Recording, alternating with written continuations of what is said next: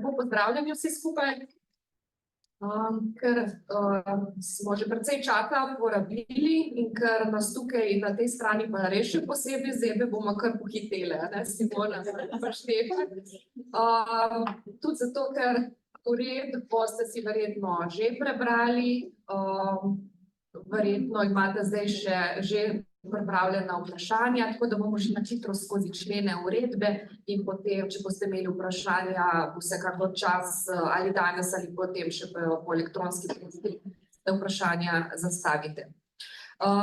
Se pravi, v okviru medresorske delovne skupine, v kateri smo predstavniki iz Punce iz Lider pisarne, jaz Karmen, potem iz Ministrstva za kohezijo Simona Laznik in tam Andreja pa Alja iz MKRR, Punce iz agencije, smo se res kar dobro leto trudili, da smo pripravili predpis, skupni predpis, kar je še zmeraj neka redkost tako v Sloveniji, kot pa tudi v Evropi. Tako da je to skupna uredba, ki ureja skupni pristop dveh skladov in cilj pristopa je takole. Na začetku bomo še slikoviti, potem pa preko členov pa malo bolj uradniški. Torej, cilj pristopa je spodbujanje celovitega in uravnoteženega razvoja lokalnih območij po pristopu od spodaj navzgor. Torej, še vedno prispevamo s tem pristopom vsem 7 načelom LIDER, CLLD, in pa skupaj oba sklada prispevata k skupnemu cilju Evropa, ki je bliže državljanom, in sicer spodbujanjem trajnostnega in celostnega razvoja vseh vrst območij ter lokalnih pobud. Ker so tudi v naših vrstah geografij, smo pripravili tudi nov zemljevid lokalnih akcijskih skupin, ki bodo potrjeni res upam, da v kratkem času. Imamo tudi novo ministrico, tako da nas čaka samo še res ta priprava teh odločb. Uredba je namenjena za v prvi vrsti izvajanje projektov, vključno s projekti sodelovanja, kar je za kmetijski sklad torej novost, ker se tudi projekti sodelovanja se bodo izvajali preko strategij lokalnega razvoja, ki ste jih pripravljali, in ne bo ločenih javnih razpisov. Tukaj v okviru tega lahko izvajate projekte izbrane na podlagi javnega poziva, ki jih boste objavili lokalne akcijske skupine, potem tako imenovani projekti LAS, če bo šlo za neke projekte, ki se bodo nanašali na širšo dodano vrednost, na celotno območje LAS in tako dalje, in pa kot rečeno projekti sodelovanja. In pa potem druga vrsta podpore je pa to upravljanje, spremljanje in vrednotenje strategij ter njene animacije, to delo, ki ga opravljate vi kot vodilni partnerji LAS. Kot je bilo danes že nekajkrat rečeno, imamo za skupni pristop na voljo 84,55 milijonov evrov, ki ste jih razdelili na podlagi formule, objavljene oziroma določene v uredbi že tisti predhodni za delovanje LAS. Torej, ta sredstva imate predvidena že po strategijah lokalnega razvoja in vsa ta sredstva so že razdeljena po strategijah, kasneje ne bo nobenih rezerv za uspešnost in dodatkov in tako dalje. Torej, prispevate strategijami, ki ste jih pripravili ciljema tako na eni strani strateškega načrta, kot na drugi strani cilju programa Evropske kohezijske politike. V strategijah pa ste potem definirali svoje ukrepe, ki prispevajo k tem vašim potrebam, ki ste jih definirali. V okviru projektov so upravičenci lahko LAS, fizične in pravne osebe, s to izjemo, da za SRR fizične osebe razen samostojnih podjetnikov niso upravičeni, kot že v tem obdobju 14-20. Še naprej bo vodilni partner LAS zastopnik upravičencev za vlaganje vlog in zahtevkov, torej vse bo šlo preko vas, vodilnih partnerjev. Na kratko o tistih poglavitnih pogojih za dodelitev podpore, torej seveda projekti, ki bojo izbrani, morajo prispevati k ukrepom in potrebam lokalnega območja, ki ste jih definirali, in cilj projekta mora biti merljiv z jasnimi učinki in rezultati. Tukaj posebnost za kmetijski sklad, da če je nek projekt lahko upravičen preko neke druge intervencije strateškega načrta, gre lahko možno financiranje preko LIDR-a, če je tak projekt ima neko dodano vrednost, je za širše območje upravičencev ali je taka potreba prepoznana v strategiji. Torej, v okviru strateškega načrta imamo vrsto nekih naložbenih intervencij in tako dalje, torej s tako recimo naložbo ne morete financirati nekega projekta preko LIDR-a. Projekt mora biti izveden na upravičenem območju las, to je še vedno so naselja z več kot 10.000 prebivalcev, z manj kot 10.000 prebivalcev, se opravičujem. To pa velja sedaj tudi za regionalni sklad. Torej, tukaj smo se poenotili, so pa izjeme, ki se lahko tudi v teh naseljih izvajajo, to so aktivnosti, razna promocija, razne mehke vsebine in tako dalje. Seveda vsi projekti morajo biti izbrani na podlagi nekega izbirnega postopka in preko meril, ki ste jih že nekako vključili v strategijo, podrobneje pa jih boste še definirali sedaj naknadno. Ob vlogi mora biti razvidna zaprta finančna konstrukcija, vsa dovoljenja oziroma soglasja morajo biti izdana do zaključka izbirnega postopka na las. Torej, do zaključka na las vsa tako gradbeno dovoljenje kot druga dovoljenja morajo biti že pridobljena. Pomembno poenotenje med skladoma je tudi, da tudi za kmetijski sklad ne boste potrebovali poleg finančne konstrukcije in soglasij prilagati po 3 ponudbe, ampak boste tudi za kmetijski sklad priložili ne finančno konstrukcijo, vsa potrebna soglasja.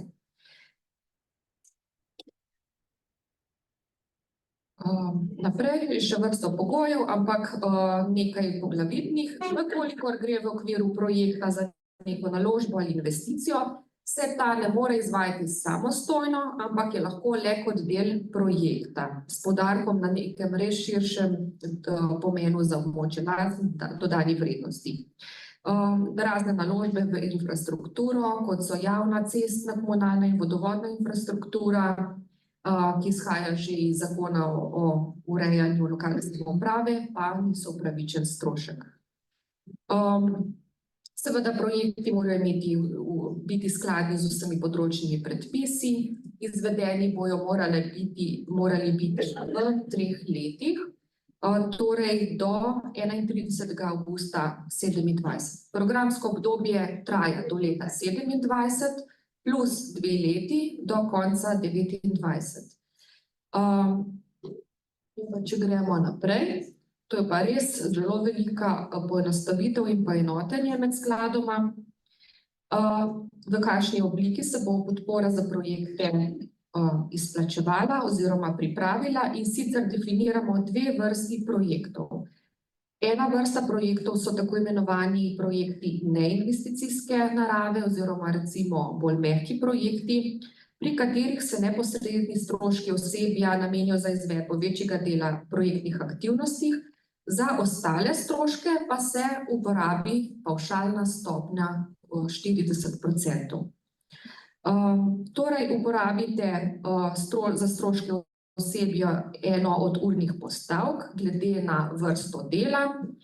Za vodenje in koordinacijo je 1 urna postavka, za strokovno in tehnično pomoč 2, potem za izvajanje neindustrijskih dejavnosti 3. Za prostovoljsko delo lahko uporabite urne postavke, kot izhajajo iz pravilnika o prostovoljstvu, in pa za kmetijski sklad je tukaj posebnost, še dodatno lahko za kmeta uporabite urno postavko. Te urne postavke so poenotene med skladoma. Mislim, da še v javni obravnavi ste imeli neke druge urne postavke, ki so izhajale iz intervencij, ki jih uporabljamo pri kmetijskem skladu, vendar smo na vašo pobudo lasov in terena te urne postavke ponovno preračunali oziroma kolegi iz MKRR-ja na ta način, da je sedaj možno uveljavljati urno postavko tudi za druge oblike dela, kot so prostovoljsko delo oziroma podjemne pogodbe, avtorske pogodbe in tako dalje. In na ta način veliko več upravičencev tudi lahko pristopi k projektom. Druga vrsta projektov pa so tako imenovani projekti investicijske narave, kjer pa večji del projektnih aktivnosti predstavljajo stroške naložb oziroma investicij, neke zunanje storitve in tako dalje.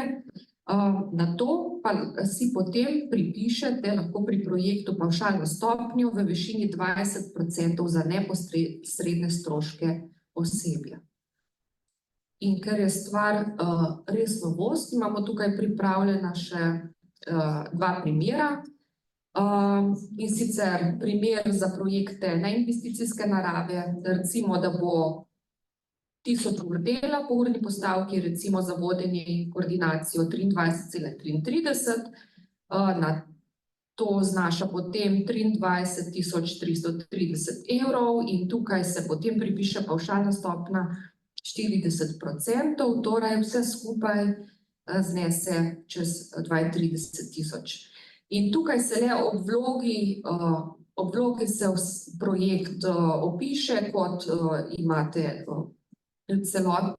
celoten projekt se opiše in se tudi prikaže, kaj se bo upravljalo tako po stroških dela, kot tudi ostalo. Potem pa pri dokazovanju je treba dokazovati le stroške osebja, za ostalo pa aktivnosti, ki so predvidene v vlogi. Se pravi, recimo za teh 40%, da so bile narejene delavnice, se priloži recimo liste prisotnosti in tako dalje. Potem pa je primer za projekte investicijske narave. Tukaj pa recimo projekt obsega nakup opreme, gradbena dela, zunanje storitve in vse to znaša recimo 32.000 evrov in tukaj si lahko potem se pripiše pavšalna stopnja 20% za neposredne stroške osebja.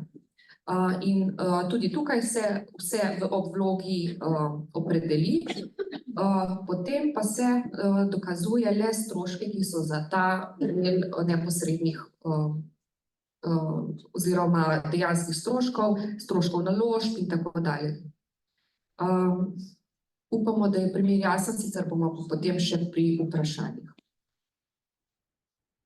Upravičeni stroški, ki bodo upravičeni v okviru projektov, so naložbe oziroma investicije. Tukaj smo delili naložbe v predmetena osnovna sredstva in v nepredmetena sredstva, potem stroški dela, kot sem rekla, tudi stroški po podjemnih in avtorskih pogodbah in prostovoljsko delo, to, kar je bila tudi vaša največja želja. Potem storitve zunanjih izvajalcev, stroški promocije, novost pa je, da omogočamo tudi povračilo DDV, kolikor je pač upravičljiv v skladu z zakonom o DDV-ju. In pa upravičeni stroški so vsi, ki nastanejo po vložitvi vloge. Seveda so tudi neupravičeni stroški v okviru projektov, to so stroški priprave vlog in zahtevkov za izplačilo, nakup rabljene opreme in mehanizacije, razne investicije in mehanizacije storitve, ki so za zasebno rabo in tako dalje. Poenotili smo se tudi pri stopnji javne podpore, ki je v tem obdobju 80% upravičenih stroškov, s tem, da smo morali narediti izjemo za kmetijski sklad zaradi evropske uredbe, ki velja za strateški načrt, in sicer da za naložbe oziroma investicije v gradnjo, pridobitev, zakupe, izboljšanje nepremičnin in razno kmetijsko mehanizacijo moramo stopnjo znižati na 65% upravičenih stroškov. Najvišji znesek javne podpore je 200.000 evrov, torej projekt je lahko sofinanciran do 200.000, najnižji znesek javne podpore pa je 5.000. Pomembna novost je tudi možnost predplačil, ki se bodo lahko uveljavljala ob vlogi. In sicer se tukaj navezujemo na možnosti zakona o skladnem regionalnem razvoju, kaj sem rekla, ZIPRS, se pravi Zakon o izvrševanju proračuna. Torej, da lahko predplačilo uveljavljajo razna društva, zasebni in javni zavodi ali ustanovi. Torej, predplačilo je možno brez predložitve bančne garancije do višine 30% vrednosti podpore iz odločbe o pravici do sredstev ali iz pogodbe o sofinanciranju. Je pa tukaj zelo pomembno, da je tak rok zelo kratek, in sicer iz zakona izhaja, da zahtevek za izplačilo sredstev se vloži najpozneje v 180 dneh. Torej, če nekdo res rabi predplačilo, se mora tudi zavedati, da bo to aktivnost potrebno zelo hitro zaključiti. In tukaj imamo tudi izjemo še za kmetijski sklad, kjer se navezujemo na ostale možnosti. Torej, upravičenci, ki potem ZIPRS niso, ne morejo vložiti predplačila, lahko še vedno prosijo za predplačilo, vendar s priloženo bančno garancijo. Merila za izbor projektov, ste bili z njimi okvirno že seznanjeni, se pravi, pripraviti boste morali podrobnejša navodila, ki jih boste objavili v internih aktih LAS in objaviti na spletnih straneh. Izhajati boste morali iz teh meril, ki ste jih nakazali tudi v strategijah. Pri tem pa je na vaši strani, koliko upoštevate razno drugo zakonodajo, kot je Zakon o Triglavskem narodnem parku. Torej, v okviru budžeta, ki ga boste dobili preko strategij, si potem sami določite ta merila, komu se več pritočkuje ali pripiše. Postopki za izbor projektov v okviru strategij so klasični, kot jih poznate, se pravi, vsi projekti se izberejo na nivoju priprave lokalne akcijske skupine in se odobri na nivoju organov LAS. Organ odločanja je v večini LAS-ov upravni odbor LAS, nekaj LAS-ov ste se odločili tudi, da se projekte odobri na skupščini. In sicer je pa pomembna novost, da boste morali pred prvo objavo javnega poziva za izbor projektov ta javni poziv poslati v seznanitev obema organoma upravljanja, torej nam na Ministrstvu za kmetijstvo, za kmetijski sklad in kolegom iz MKR za regionalni sklad. Postopki morajo biti vsi vnaprej določeni v strategiji, kot veste, še vedno se bo uporabljala smiselna uporaba upravnega postopka pri tem. Zelo pomembno je tudi še naprej preprečevanje navzkrižja interesov, ker nas na to opozarja tudi Evropska komisija, torej še posebej, da pri odločanju o izboru noben od 3 sektorjev ne bo prevladoval. Teh postopkov ste že kar vešči, tako da s tem le nadaljujte. In ja, kot znano, se pravi, projekte za kmetijski sklad boste vložili na Agencijo za kmetijske trge, projekte za regionalni sklad pa na Ministrstvo za kohezijo in regionalni razvoj. Za kmetijski sklad se odloči z odločbo o pravici do sredstev, za Ministrstvo oziroma regionalni sklad pa s pogodbo o sofinanciranju.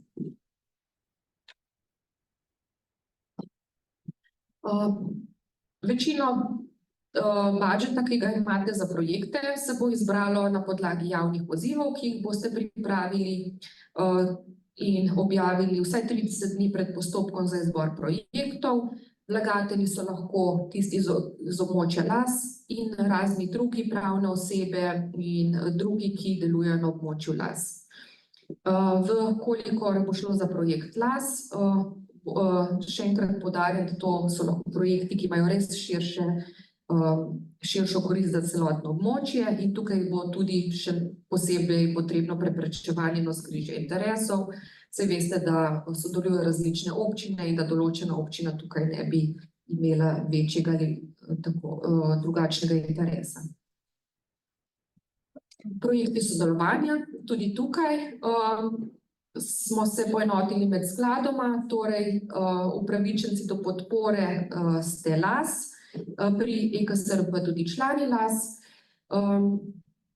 Vse te projekte boste pripravili in potrdili na vaših odborih LAS-ov, potem pa predložili v potrditev na Agencijo za kmetijske trge, torej vsak LAS bo pripravil svoj del projekta sodelovanja in ga vložil tako na Agencijo za kmetijske trge ali pa na SRR. Pri SRR ste pa že tako pripravili informativne liste sodelovanja v strategijah. Tukaj je pomembno, da so ti projekti neinvesticijske narave. Finančni okvir za te projekte ste predvideli že v strategijah in se teh okvirov morate držati. Obvezno pa je, da LAS izvede vsaj en projekt sodelovanja, bodisi to iz kmetijskega sklada ali pa iz regionalnega sklada. In pa seveda, da je tukaj sklenjena pogodba o sodelovanju med partnerji. Vloge boste vlagali tudi, kot ste že sedaj vajeni, za kmetijski sklad na Agencijo za kmetijske trge, ki sedaj gradi novo aplikacijo e-kmetijstvo, za regionalni sklad pa spletno aplikacijo MKRR v elektronski obliki.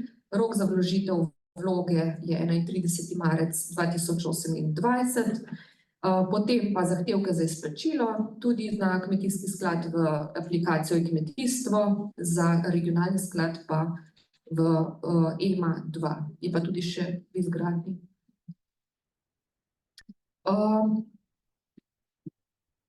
Zahtevki za izplačilo. Seveda, pred vložitvijo posamezne aktivnosti morajo biti, oziroma zahtevka morajo biti vse aktivnosti izvedene, vsi računi plačani, pridobljena soglasja. Tukaj boste priložili poročilo o izvajanju projekta ter druge priloge. Tukaj so še nekatere razlike med skladoma, torej za kmetijski sklad, mislim, da tudi pač tako, kot ste vajeni, priložite vse račune in dokazila in tržno primerljive pisne ponudbe 3 ponudnikov s tistimi izjemami, kot ste že sedaj vajeni, razen za tiste izjeme, kar predpisuje država ali lokalna skupnost, če gre za javnega naročnika, če je le en ponudnik ali strošek predstavlja 2000 evrov. Tukaj za kmetijski sklad bo potrebno izpolnjevati vse pogoje, kot so zahtevane tudi od vlogi. Potem pa so še za regionalni sklad dokazila, ki izhajajo iz regionalnih navodil, kar pa bo lahko tudi Simona kasneje podrobneje povedala. In pa državne pomoči. Tudi tukaj smo se poenotili in tukaj nam je zelo pomagal gospod Štefan Preglej. In sicer smo priglasili 2 shemi. Torej, vsi prejemniki državne pomoči so tiste pravne in fizične osebe, ki se ukvarjajo z neko gospodarsko dejavnosti. Za mala in srednja podjetja smo priglasili shemo tako imenovan GBER na podlagi uredbe 651. Tukaj lahko en upravičenec dobi do 200 000 evrov, s tem, da so projekti tudi možni do 200 000 evrov in so po večini partnerski, verjetno ne bo ta meja presežena. Za velika podjetja pa smo morali priglasiti de minimis, zdaj po novi uredbi pa lahko en upravičenec dobi do 300 000 evrov, ne več do 200 000. Potem pa ta del, ki ga upravljate vi, kot vodilni partnerji, in sicer do teh sredstev ste upravičeni vi na vaših ustanovah. Upravičeni stroški in aktivnosti so, se pravi, tekoči stroški upravljanja, spremljanje in vrednotenje strategije in pa stroški animacije, ki še vedno ostaja zelo pomemben del teh vaših nalog. Upravičeni so samo stroški nastali po izdaji odločbe ob odobritvi strategije.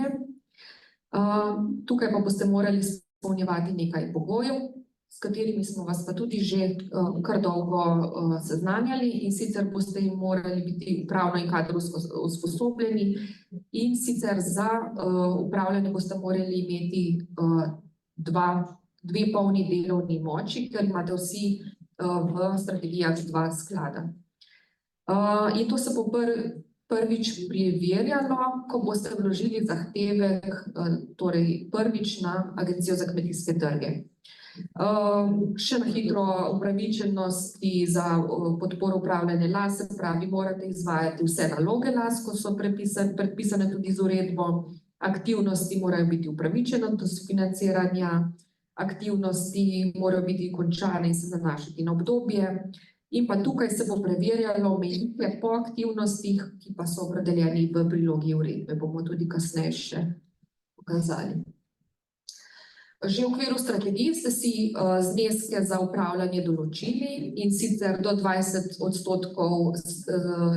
finančnega okvirja strategije ste lahko namenili za upravljanje. Zneske ste že razdelili po letih. In sicer je tukaj se deli ta podpora med sklada EKSRP in ESRR, in sicer na način, da boste enkrat vložili zahtevek na Agencijo za kmetijske trge, naslednjič pa na MKRR. In sicer za EKSRP za aktivnosti od 1. oktobra do 31. marca se zahtevek vloži na agencijo, do 15. aprila, razen letos, ker aplikacija, ker je še v izgradnji, boste lahko zahtevek vložili šele od 1. junija dalje.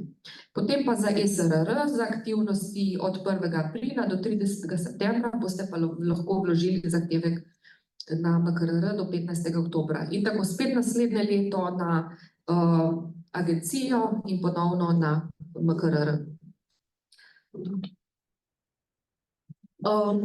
To izplačilo se izplača v obliki pavšalnega zneska, kar je zelo velika poenostavitev, verjamem, da za vse ravni, tako za nas kot za vas.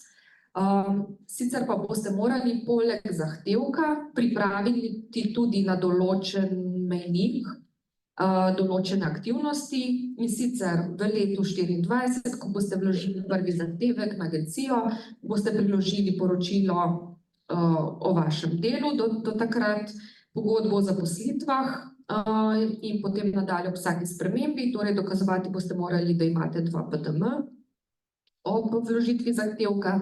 Potem v letošnjem letu boste morali pripraviti že izbirni postopek in merila za izbor projektov, pripraviti vsa interne dokumente. Te boste objavili na spletni strani, kjer jih bo potem agencija tudi preverila. Potem pa nadalje, recimo v letu 2025, boste morali imeti objavljen javni poziv za izbor projektov in tako dalje.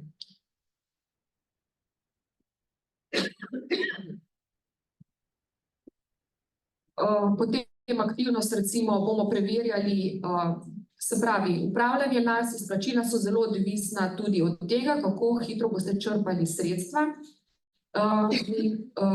Tukaj se bo preverjalo, recimo v letu 2026, ali boste do leta 31. 12. leta 2022, ali bojo vložene vloge posameznega sklada predstavljale vsaj 30% sredstev. Tukaj vas spodbudimo, da tudi vi kot las čim prej opravite vse izbirne postopke, da se projekti čim hitreje pričnejo izvajati. Vemo, da programsko obdobje je krajše in bojo postopki morali teči veliko hitreje.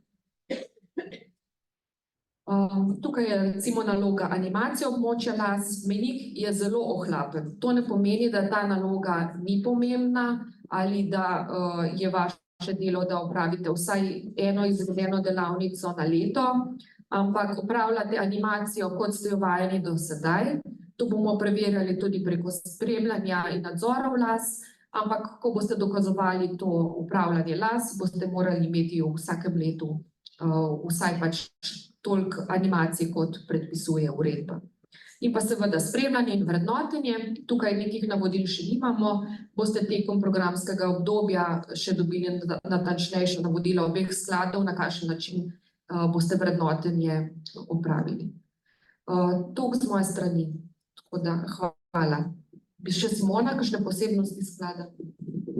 Mogoče bi jaz, hvala Marjeti, ker je res za oba sklada tole predstavila, pripravili smo skupaj. Mogoče tole bi jaz dodala, ker ni bilo posebej izpostavljeno za ESRR, pa mislim, da je kar pomembno. Predplačilo uveljavlja upravičenec in za nas je upravičenec vodilni partner projekta. Zdaj, pri nas je pač res to treba paziti, da potem, če nekdo želi uveljavljati predplačilo, da potem tudi ustrezen upravičenec oziroma vodilni partner. To je pri nas res pomembno, da sem mogoče to dodala. Druga pa mislim, da zdaj takšne posebnosti je že tudi Marjeta povedala, razen če bo teko vprašanj. Zdaj kakšna posebna vprašanja, smo pa tako za oba sklada na razpolago.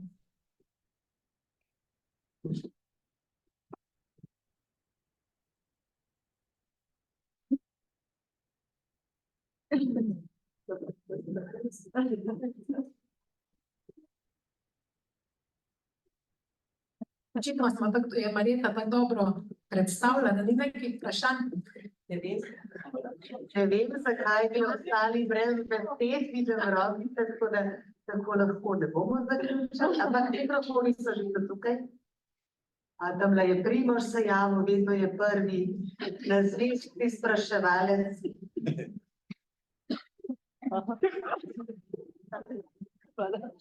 Lep pozdrav, jaz sem Primož iz Glasgow PD. Če se mogoče kar vrnemo na začetku teh slajdov, ker se je tisti 5. člen, ko govorimo o ločevanju investicijskih in neinvesticijskih projektov. Zdaj, tukaj ste zelo primer postavili, ko gre res samo za investicijo ali pa ko gre samo za, bom rekel, mehke vsebine. Kaj pa kombinacija? Večina nas projektov je tudi kombinacija. Običajno tako neka občina, javni zavod ali pa zasebnik, potem še društvo. Recimo, zdaj, če gremo na konkreten primer. Občina izvaja investicijo, partner je seveda, ne vem, neki javni zavod, ki bo na tej investiciji delal potem tudi neke mehke vsebine. Zraven je pa potem še tudi društvo, neko, ne vem, mladinsko, ki v bistvu je ta investicija recimo namenjena mladini. Kako se bo v bistvu posameznik v takem partnerskem projektu potem lahko uveljavljal stroške? Glede na to, da če gremo potem tam v takem primeru prišlo več kot 20% stroškov za investicijo, preko investicijskega značaja, občina bi investirala, potem se občina dobi 80% izkazuje za investicijo in dobi 20% pavšala. Kako ostali partnerji? Če sem tukaj mogoče malo bolj konkreten, recimo program Interreg, recimo omogoča, da vsak partner v partnerskem projektu si izbere, na kakšen način bo uveljavljal stroške. Torej, jaz že vem čisto konkretno, kako se bo zadeve izvajale, da uredno. V tem primeru občina izbere investicijskega značaja, izkazuje 80%, ostala dva partnerja, pa recimo javni zavod od neinvesticijskega značaja uveljavlja od dejanskih stroškov, osebja pa dobi 40% pavšal, društvo pa še 15% prispevka v naravi. Oziroma, ne vem, kako je zdaj prispevek v naravi, če je tudi kaj omejeno zgolj, da nisem sledil v uredbi. To je ena zadeva. Druga vprašanje je pa, ko govorimo o upravičencih, o dejanskih stroških dela, nikjer ni omenjen samostojni podjetnik. V tistih prvih osnutkih, ki je bila v javni razgrnitvi, ta uredba je bil noter naveden, in se zdaj poleg kabineta tudi samostojni podjetnik, od tista pavšalna stopnja 13 še nekaj. Kam se ga zdaj uvrsti samostojnega podjetnika? Hvala.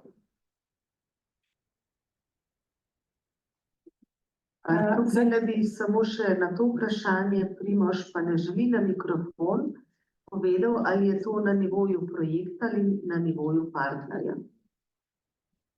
Zdaj za to najprej bi mogoče to za samostojnega podjetnika. Zdaj, če pogledate tole prilogo 2 uredbe, notri recimo za te poenostavljene oblike stroškov za ESRR je tudi kot dokazilo, da je eno od dokazil sklep o vpisu v poslovni register AJPES, tako da se lahko za stroške dela po teh urnih postavkah tudi samostojni podjetnik posameznik uvrsti. Zdaj pa tisti prvi del, imamo tako, kot smo rekli, pri nas mogoče vseeno malo drugače, ker imamo upravičenec je vodilni partner. On je odgovoren za celotno izvedbo projekta. Zdaj v projekti investicijske narave, tam če pogledamo, imamo to zajete tudi spadajo in, ne vem, stroški opreme, stroški, ne vem, zunanjih storitev, stroški promocije, kar bi lahko rekli, da so neke mehke vsebine. In na ta del potem se pač pripiše tistih pavšal še 20%. Druga oblika je pa potem tista, kjer so pač stroški osebja, oziroma je to prioriteta in potem se na tisto obliko še pripiše pavšal 40%. Prevladujoči stroški so pomembni, a ne? Točno, tako kot je povedala Tadeja, prevladujoči stroški, ampak to ne pomeni, da v investicijske projekte ne morete vi vključiti tudi recimo, ne vem, nekih stroškov storitev zunanjih izvajalcev ali pa recimo stroškov promocije. Pa osebja 20%, to pa smo potem tako ali tako že prej rekli, ne? Dobro, naslednje vprašanje. Aha, tukaj le imamo ljubno, Ivica. A kar kdo bi pa potem za Ivico imel vprašanje, da mu prinesemo telefon? Ne, imam mikrofon. Ivica, izvoli. Ivica Orešnik, Glas Gornje Savinjske in Šaleške doline. Jaz imam pa eno vprašanje glede zahtevkov za vodenje las. A ne, v uredbi piše, da je za kmetijski sklad od 1.10. do 31. marca, potem za regionalni sklad pa od 1.4. do 30.9. V primeru, da je na primer javni poziv objavljen maja, ker ga dokazujemo 25 leta po teh ločnicah, ali je maj upravičen, se pravi to dokazilo za kmetijski sklad, za vlaganje zahtevka aprila meseca. Spremeniki so skupni, potem so skupni in zdaj enkrat bo, ne vem, kmetijstvo preverjalo tem dosego mejnikov, enkrat pa mi, ne, ker boste potem mogli poročati pač pristojnemu ministrstvu za to oziroma agenciji. Tako da mejniki so skupni. Ni ločeni, ne. Samo zahtevek se takrat vlaga enkrat v kmetijo, enkrat pa v javno. Dobro, drugo vprašanje je pa, DDV je upravičen strošek. Večina podjetij je neprofitne narave. Zakon o DDV-ju pač pravi, da nisi upravičen do odbitnega deleža, če opravljaš neprofitno dejavnost. Zdaj se pa pojavi vloga, pa potem zahtevek. Ali 80% odbijemo, mislim, upoštevamo sofinanciranje od še vedno neto vrednosti, ali v teh primerih profitnih podjetij, ki lahko odbijajo DDV, to tudi naprej napovejo davkariji, ali se takrat upošteva 80% od vrednosti z DDV, sofinanciranje.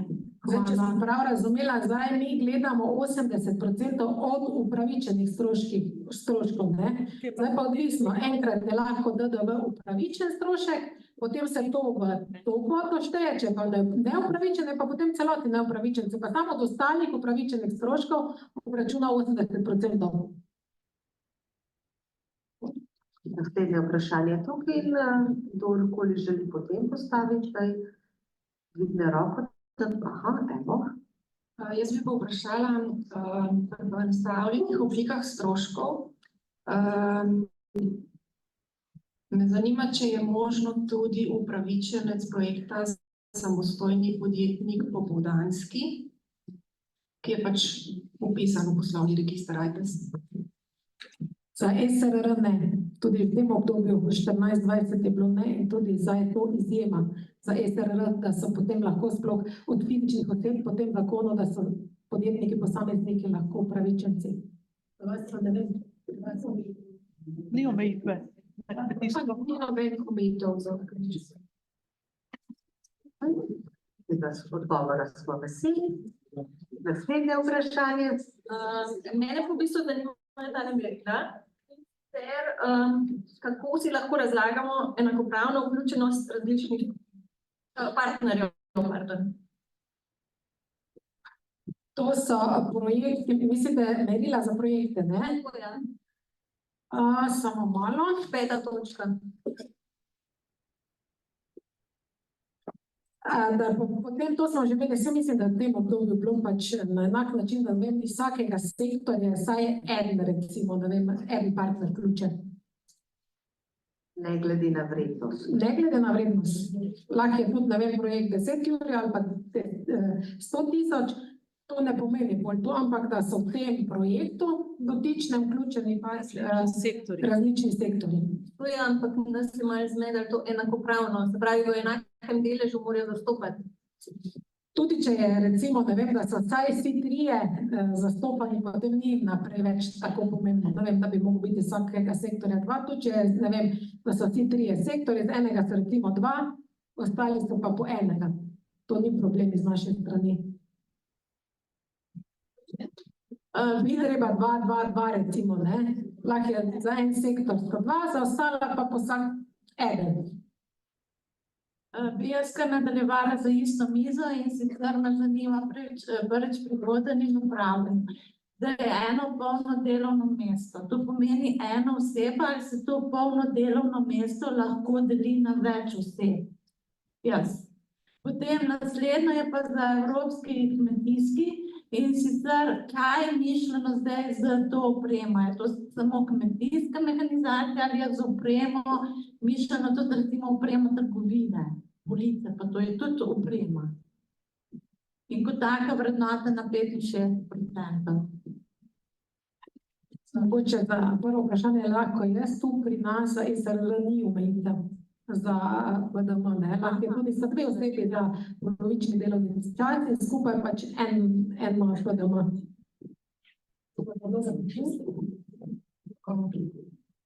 Glede, gospa Jožica, verjetno vas zanima to, kar je znižana stopnja, ne, nižja stopnja sofinanciranja. Bomo te stroške tudi še malo bolj definirali, tako da boste dobili tudi navodila, ki bojo potem pripravljena skupaj z Agencijo za kmetijske trge.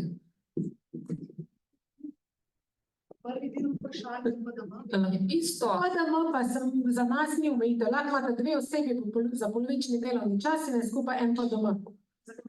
Isto tudi za kmetijstvo, ne? Odlično. Tukaj smo dosegli napredek, smo veseli. Lepo, Še vprašanje. lepo, jaz nadaljujem. Lepo pozdravljeni, jaz bi se navezala še na vprašanje, ki ga je začela gospa Ivica, in sicer v 22. členu je opredeljeno, se pravi, glede samih zahtevkov za vodenje las, da se aktivnosti, na katere se nanaša zahtevek, da morajo biti končane in se nanašati na obdobje, se pravi, na katerega se nanašajo. Zdaj pa, če pogledamo v prilogi 1, kjer so opredeljeni mejniki, je v letu 2024 opredeljeno, se pravi, da je mejnik priprava izbirnega postopka za izbor projektov, se pravi, priprava vse te dokumentacije, ne pa mejnik objavljen sam javni poziv. Kaj to pomeni?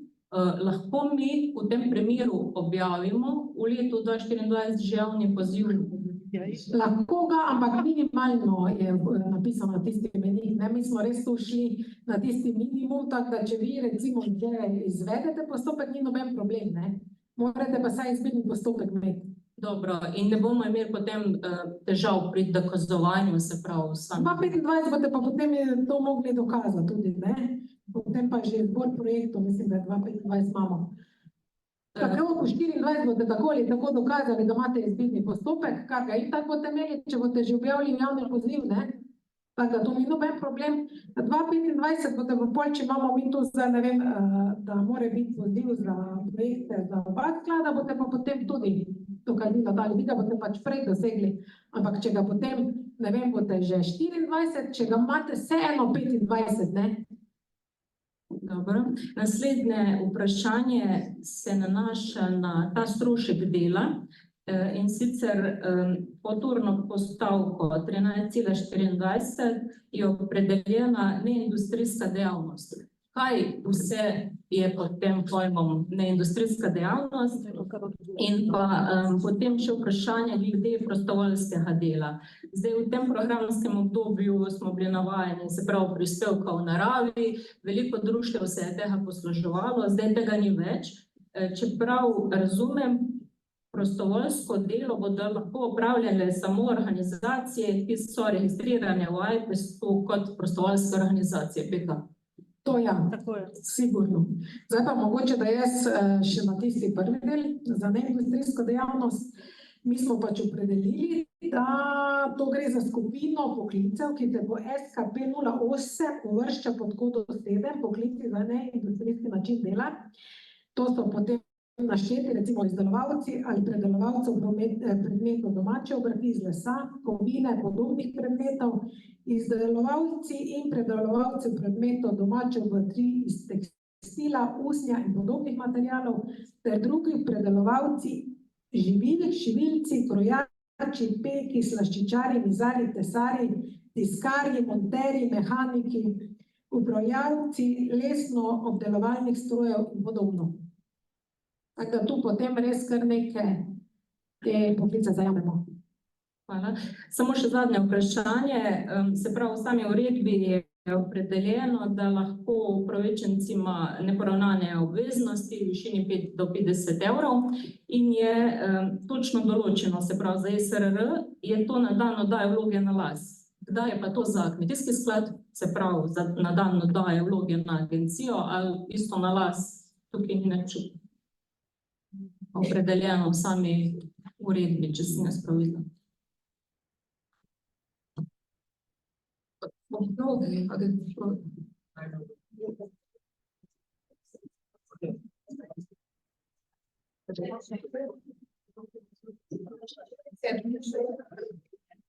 Katera točka?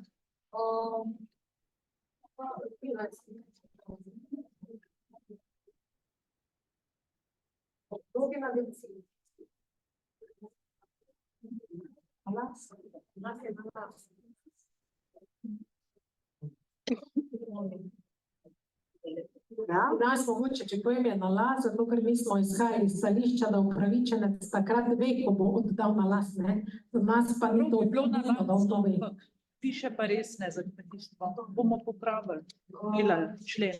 Bomo tudi za kmetijstvo verjetno določili, da je to za las, če treba Tako. bolj podrobno Ja. to opredeliti. Hvala. Dobro, zdaj ima vprašanje Primož. Ja, Primož Kropič, lahko deželja. To je eno kratko tehnično vprašanje. V uredbi je omenjena seznanitev ministrstev z merili oziroma z javnimi pozivi. Kaj to pomeni, da samo pošljemo, lahko pričakujemo tudi kak odgovor, potem, ker smo bili navajeni dati na MKR pozive v pregled. In pa čisto tako vprašanje, kdaj menite, da bomo lasi lahko objavili prve javne pozive, kdaj bodo aplikacije EMA2 in e-kmetijstvo pripravljene za vnos vlog, oziroma če bo druga aplikacija na SRR, tako je bila zdaj. Hvala. Zdaj je za SRR, zdaj ne vem, upam, da so se vse po vrsti zapomnila. Aplikacije EMA2 recimo že deluje, recimo vloge za odločitve o podporah grejo vse preko EMA2. Zdaj razdelek za zahtevke za izplačila, kot sem seznanjena, še ne deluje, ampak to do oktobra, takrat, ko imate te prve zahtevke za vodenje oziroma upravljanje las, to ni vprašljivo, to so rekli, da takrat bo sigurno delovalo. Zdaj je pa drugo vprašanje, so pa te vloge oziroma aplikacija za vloge. Ta aplikacija, ki smo imeli, mi smo bili vsi zelo veseli, tudi UNP je pohvalil to aplikacijo. Zdaj mi upamo, da bomo imeli, ne vem, istega ponudnika oziroma izvajalca, ampak to je vse stvar javnih naročil, tako da se glavnem upamo, da bo šlo vse na tak način. Žal še javno naročilo ni potrjeno, tako da to ne moremo reči, ampak mi vsi na ministrstvu oziroma sploh na našem izvajalskem delu se res trudimo oziroma si ne predstavljamo, da ta aplikacija ne bi zaživela. Potem kdaj bo, merila oziroma za javne pozive pri nas za SRR bo na takšen način, kot smo ga vajeni, ne, da boste vi pripravili neki javni poziv, zmerili in ga poslali, zdaj sicer tu piše v uredbi, da organoma upravljanja, ne, zdaj bomo videli, če bojo te naloge tudi na nas prenesli, ampak zaenkrat ostaja organoma upravljanja. Javne pozive, zdaj pa to tudi od vas malo odvisno, ne, kdaj boste lahko. Ko boste vi pripravili javni poziv, ga boste vi jih nam poslali. Jaz mislim, da naš odzivni čas nikoli ni bil nekaj tako dolgo, tako da smo bili zelo odzivni. V redkih primerih, prej, ko smo imeli, ne vem, več teh javnih razpisov, mogoče ste malo počakali, ampak trenutno iz kohezije nimamo nekaj toliko drugih zadev, tako da bi to, ko boste vi poslali, bomo mi šli v akcijo.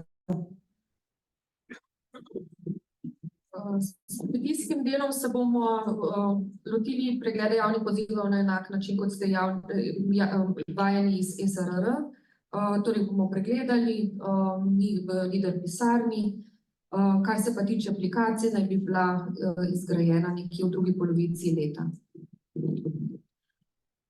Ja, lep pozdrav še v mojem imenu, Jure Razsočnik, vodilni pater Glaso Pohoj razloga, jaz bi se pa vrnil davkom oziroma poravnanjem davčnih obveznosti. In sicer, ali se bomo tudi v tem programskem obdobju dogajalo, da boste, se pravi, odločevalski organi preverjali plačilo davkov za nazaj, kajti namreč velikokrat se zna zgoditi, da davčna obveznost nastane po oddaji vloge in seveda, če greš čez 2 meseca gledati, je davčna obveznost tam, čeprav je takrat še ni bilo. To se je kolegom iz drugih vlad dogajalo, hvala Bogu, ne. Tako da to me zanima, no, v bistvu, a je potrebno še enkrat preverjati, če imaš dokazilo, na primer zraven, da so davki poravnani, ne. Za SRR mi smo dolžni to preverjati, ne. Je pa res, tako kot ste rekli, ne, da se zna zgoditi, da potem neke evidence niso ustrezne. To smo mi ugotavljali tudi na drugih razpisih. Tako da zdaj v tem trenutku točno vam ne morem na to odgovoriti. Mi bomo preverjali, zdaj na kak način bomo še pa preverili. Hvala lepa, Primož, pa še eno vprašanje. Ja, še enkrat, Primož, tukaj.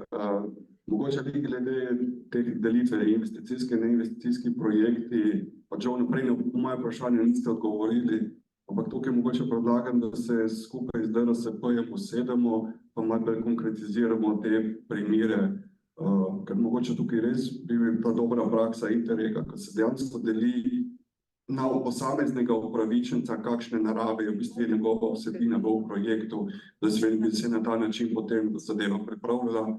Predlagam, da se mogoče s komisijo do CLVD znotraj DRSP-ja potem tudi usedemo, pa na ta način pripravimo. Ta drugo vprašanje, je pa bil prej odgovor, no, da popoldanski SP da ni upravičenec, ne. Kako pa boste vi vedeli, ali je to popoldanski ali ne popoldanski SP? Oba sta čisto enako verjetno vpisana v AJPES. Prej ste pa njih rekli, da SP uveljavlja s potrdilom o vpisu v AJPES. In on ima enako registracijo, popoldanski in nepopoldanski SP. Razlika je samo v plačilu davkovih prispevkov, kjer pač popoldanski javno zavarovanje svoje osnovne dejavnosti. Drugače pa opravlja in vse iste obveznosti ima redni SP, ne. Za enkrat vsaj, tako kot smo rekli, ne bomo pa preverili, kaj bomo potem mogli dodatno mogoče zahtevati, da bomo ugotovili, da pač popoldanski SP niso, ker niso upravičenci, no, isto bilo v tem obdobju. Vsi popoldanski SP je ravno pravna oseba vpisana v register. Ni fizična oseba. Je samostojni podjetnik posameznik. Zavarovanje je drugačno. Ja, potem morate pa reči, da zahtevate na prijavo. Potem sem to rekla, da bomo pa mi potem preverili, kaj moramo mi za to še dodatno zahtevati. Dokazila na naši strani. Jaz v daljavi počasi slišim vlak. Tako da za 1-2 vprašanji imamo še čas. Posavje ima še tudi svoje vprašanje, ne? Aha. Najprej gremo v Prlekijo, pa potem v Posavje. Ja, lep pozdrav. Zdaj, če sem jaz prav razumel, še noben sklad nima pripravljene aplikacije, da bi mi lahko vnašali vloge. Nekaterim glasom se nam pravzaprav tudi zaradi pritiskov iz terena se nam je že malo začelo voditi in smo upali, da bomo lahko že v prvi polovici leta lansirali prve javne pozive, pri čemer se pač zdaj zastavlja vprašanje, koliko je smiselno, da se nam pri tem mudi. Namreč potem bo prišlo do spet tiste zadrege, ki smo imeli na začetku predhodnega programskega obdobja, ko je bila čakalna doba izjemno dolga, ne, zaradi postopkov odobravanja predloženih projektov. Če povzamem, je potem smiselno, da se pravzaprav temeljito pripravimo na te javne pozive, da ne hitimo in tempiramo to, verjetno, da, ne vem, da poletje ali pa jesen, kar ni najbolj fajn, ne, mi smo vseeno mislili, da bomo to lahko pred poletjem speljali. Po drugi strani pa bi pač rad eno naznanilo, ki ga je Roma prej izpustil, namreč še v nastajanju je eno usposabljanje, ki ga pripravljamo v okviru Društva za razvoj slovenskega podeželja, in sicer smo se odločili, da bomo organizirali usposabljanje ocenjevalcev projektov LAS. In to usposabljanje bo namenjeno ne samo ocenjevalcem, ampak tudi vodilnim partnerjem, se pravi strokovnemu osebju, zaposlenih pri vodilnih partnerjih. In v okviru tega usposabljanja smo mi poglobili tudi v merila za ocenjevanje, se pravi v točkovanje, v pripravo kombinacij uteži, kako se ocenjujejo posamezni kriteriji. In to je ena od zadev, ki smo jo danes eksplicitno izpostavili. Tako da to je mogoče tudi poziv vsem, da razmislite in še predlagate, ker pravim, kurikulum še nastaja, zdaj osnutek imamo pripravljen. Vsi tisti, ki se želite vključiti v to, vsebinsko prispevajte tudi svoje ideje, najboljše, če na splošen naslov Društva za razvoj slovenskega podeželja, pošljete svoje predloge v zvezi z temi merili, z točkovanjem in pa računajte na to, da bi to izvedli. Mi smo najprej mislili hiteti, to izvesti aprila, če bi se le dalo, ampak zdaj vidim, da mogoče niti nima smisla tako na vrat na nos hiteti s tem, pa mogoče malo bolj temeljito pripravljamo to. Ta seminar, ki bo potekal v 3 sobotah, v Kopru, v Ptuju in v Ljubljani, to bi pa že lahko rečemo. Ministrstvo bomo seveda še povabili k sodelovanju. Dobro. Janja, pa še tvoje vprašanje? Ja, jaz sem pa še na konkretno vprašanje, no, za mene 3, Janja, Jordan, Lars, Posavje. Prva v bistvu 2 konkretna iz uredbe, zanima me to 14. člen uredbe glede tega, partnerji, v bistvu upravičenci so osebe, ki delujejo na območju Lars, Posavje. To pomeni, da se gleda sedež, ki ima družba oziroma samostojni podjetnik kdorkoli, ali kako je s tem? Ja, sedež. Še vedno je torej sedež, okej. Zanima me mogoče, nekaj že prej bilo govora o DDV-ju, nepovračljiv DDV, upravičen strošek ali ne? Ja, tako kot piše, recimo ta navodila organa upravljanja o upravičenih stroških, test za obdobje 21-27 so že objavljena in potem vsa dokazila so tudi objavljena in na tak način, kot ste rekli, nepovračljiv je upravičen. Hvala lepa. Potem me pa v bistvu še to zanima, kdaj lahko pričakujemo navodila organa upravljanja za izvajanje in pa uveljavljanje stroškov. Navodila organa upravljanja so že objavljena. Že kar nekaj časa. Dobro.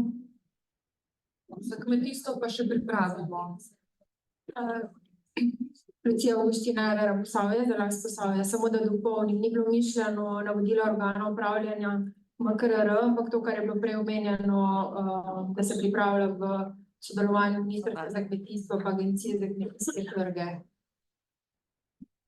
Ja, bomo pripravili za kmetijski del ločeno, verjetno od regionalnega, ker vi imate že. Naša navodila, tako kot sem povedala, je objavil organ upravljanja, ki so že kar nekaj časa, že pol leta vsaj objavljena. Časovno se da to že napovedati, mogoče kdaj predvidevate?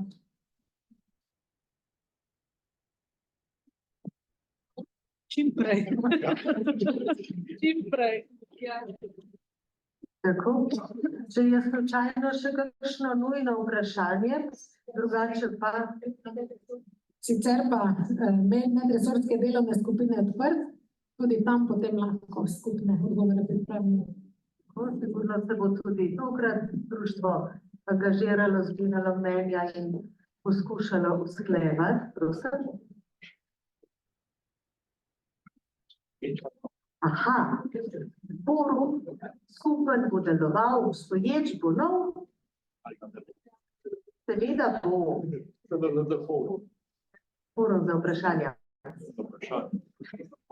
Aha, ta odgovor ne bodo še dodali.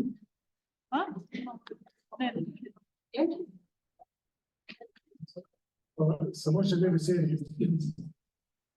Glede vprašanj vezano na uredbo, s kolegicami smo dogovorili tudi, da lahko v roku 14 dni, 3 tednov ali kakorkoli dogovorimo in organiziramo eno Zoom sestanek, kjer bi obdelali še naknadno vprašanja, ki se bodo pojavljali. Tako da ni to danes zadnjič, ker res, kot je vprašano, navodila strani Agencije za kmetijske trge, ni razpisov, ne moramo dati, če nimamo konkretnih navodil, tako da res bi prosili čim prej to zadevo, da dobimo roke. To in pa druga zadeva, kar prej sem najavil, pripravo aplikacije za javne pozive. Naša komisija za digitalizacijo, ki jo vodi Primož Kroflič, je narejen korak naprej. Imamo ponudbo enega od podjetij, ki te aplikacije pripravljajo. V petek se bomo na upravnem odboru na hitro dogovorili, kako naprej. Imamo pa že datum rezerviran, 24. januar bomo organizirali predstavitev te aplikacije v živo in preko Zooma. Vabilo boste dobili jutri. Predstavitev bo nekje v Celju okolici, tako da bo možno v živo, da pridete tisti, ki boste lahko, ostali pa bomo organizirali, da bo predstavitev preko Zooma. Po temu, ko bo ta predstavitev, nagibam se k temu, da bi dobili točno zavezo posameznega nas, bo pristopil k temu, ker moramo potem tudi finančne tokove in vse ostalo speljati. Če bo aplikacija takšna, da nam je pisana kolikor toliko na kožo. To smo pregledali, mislim, da je ta aplikacija relativno uporabna. Vmes pa bomo vsekakor še enkrat stopili do Ministrstva za kmetijstvo in pa Ministrstvo za kohezijo, da se dogovorimo okrog stroškov, ki jih ta aplikacija povzroča. In jaz upam, da po mojem mnenju bi s tem morali nadaljevati, ker res nima smisla, da v teh letih nadaljujemo staro prakso papirnega poslovanja.